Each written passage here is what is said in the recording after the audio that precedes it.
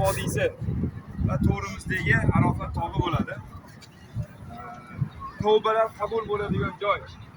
Har bir joyni o'zini bir joyida bitta nima desam bo'ladi sizlarga? Islati bo'ladi.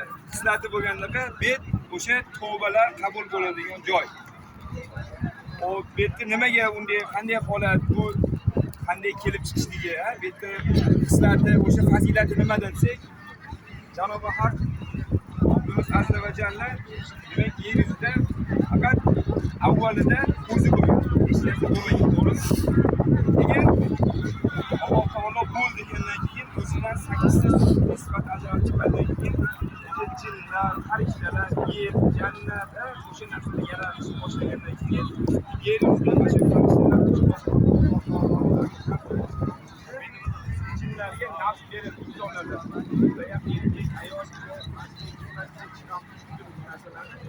o'sha yaratilganda ularda ham ishlaydi, farzand yasashni oladi bu.